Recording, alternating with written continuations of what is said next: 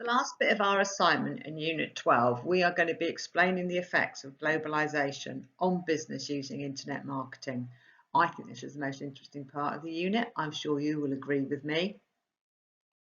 So, first thing, bit of a problem, disintermediation and channel conflict. I'm assuming you don't know what they are. You'll be able to impress your friends with a wide vocabulary. First of all, this is the removal of the middleman. So these days, manufacturers can sell direct to customers without having to go through the traditional retailers like Nike.com sell their trainers direct to us, don't have to go through JD anymore. Could be good. However, sometimes this can lead to non-desirable people getting hold of the stock. It's really hard in this current environment for you to know who's buying your stock. So what happened once, Poundland bought some makeup that was very, very top end. They'd get hold of it. It was right close to its sell by date and they started selling it for £1. This can totally ruin a business's image. It's really hard to control who is getting hold of your stock these days because there's so many different things going on. That's channel conflict. You've got a high-end product which ended up in a low-end store, not good for the business. We also have the manufacturers can actually get more profit than they used to in the good old days because Nike sell their shoes at the same price that JD does. Back in the day, they would have sold it to JD as a wholesale price and then JD stick on their 50%. Nike get all the money. So it is a really good opportunity for Nike to make good money. It's good for them. However, the internet gives us greater opportunities for fakes. Fakes in the day, we used to have to pop down the market to buy. We can buy fakes straight on the internet and they are good. If you look at this example here, it's called Thai Translate for You. This business offers to make fake goods for anything you want. There are absolutely tons of it. If you Google replica, whatever the brand is, you will be able to buy it at a discounted price. Now, these fakes are made in different countries which have different laws. It's very hard to prosecute them because they can reach the entire market. Because of disintermediation, we no longer need a middleman. We can buy directly from our fake manufacturers. That is a big deal for a business. Whoops. Also, we've got the problems of retailers basically becoming showrooms. Because there is disintermediation, there is the removal of the middleman, so we can buy from the manufacturers frequently cheaper.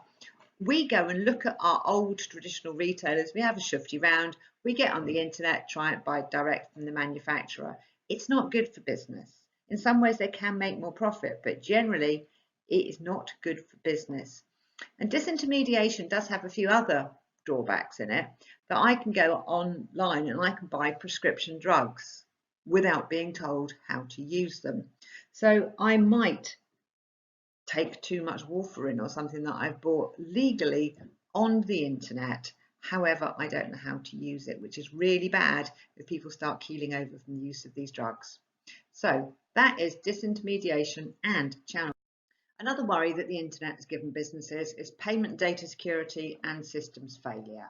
So what we have is on the dark web, you can buy stolen credit cards. Stolen credit cards can be used on the internet because you've got a distance between the buyer and the seller.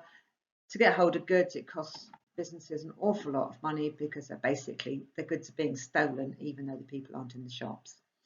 We have customers not trusting internet payments as people are reluctant to put their card details into internet sites, especially if they don't know them. So it means that we tend to buy from the bigger internet sites. Smaller internet sites seem to be less trustworthy. Your business might get hacked to take the business details. TalkTalk got hacked last year, I think it was. Their customers, they lost their credit card details, their bank accounts, their names, their addresses, their date of birth, allowing people to clone them. They then had lots of emails sent out offering them to reset it. It was a terrible mess. People can get hold of your details. People are scared. It's terrible for your business if you get hacked because you get a very poor image. Talk lost loads and loads of customers for that. So that's a really big problem. Holding your business to ransom, it's called ransomware. Basically, someone takes over your business's website or your business's computers, holds it to ransom and asks you to pay. It's pretty much blackmail. It's really quite common and people do pay up, but they don't say they do.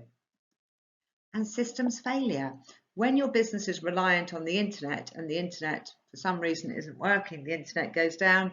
Here we've got the example of the TSB banking app where they lost so many of their customers because their banking app didn't work and people couldn't get hold of their money. So they just simply left TSB.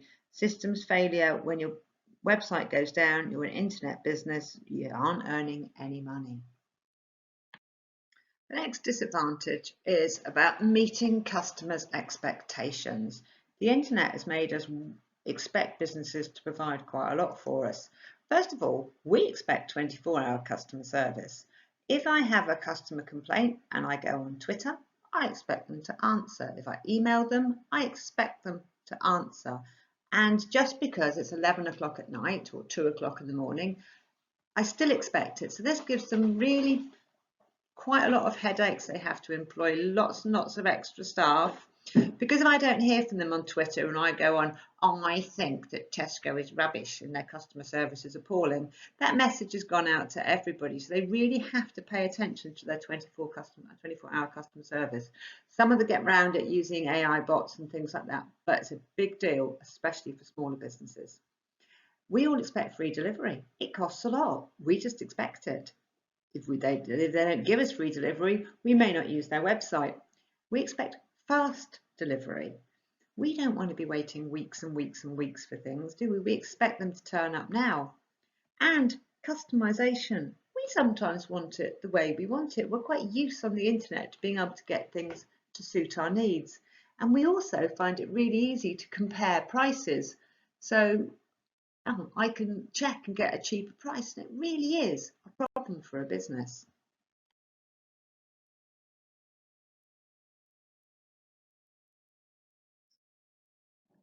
It is really expensive to keep up with technology, agreed?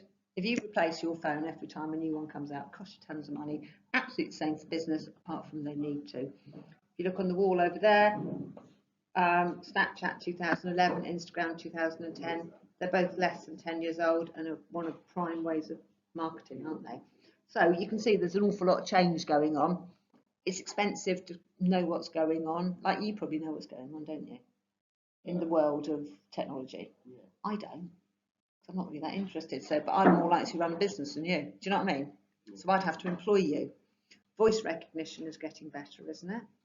So that's really expensive to keep up with. And drones could potentially change it.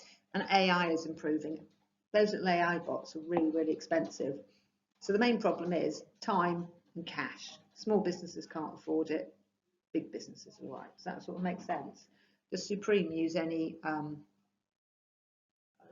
new technology particularly? That pretty much ignores it, doesn't it? When a business, when it's on Google, it needs to be at the top because we only ever go to page 1, don't we? Mm. And it's really expensive to employ someone to get to the top. So do you know how you do it? No, neither do I. You have to employ specialist people, shorten supply, and is there always someone else who's going to try and leapfrog you and get to the top? So, do you know what I mean? It's endless and it's time consuming. So you can use Google AdWords, can't you, to get to the top? But then that's expensive. And then when you're not paying attention, someone else has jumped above you, you've gone to the second page and you're wasting all your money. So it's just really time consuming. The Supreme use Google AdWords. Try Googling Supreme and see where it comes and who else is competing above it. Because if you like Google EasyJet, EasyJet isn't the top. Someone else has paid to be the top one and has EasyJet in the title. To kid you, you need to go there.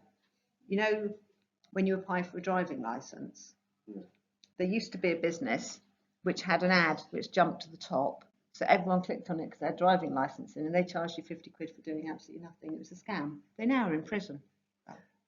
So basically, old school, you made it in one country, you transported it to another, and someone sold it for you in the country.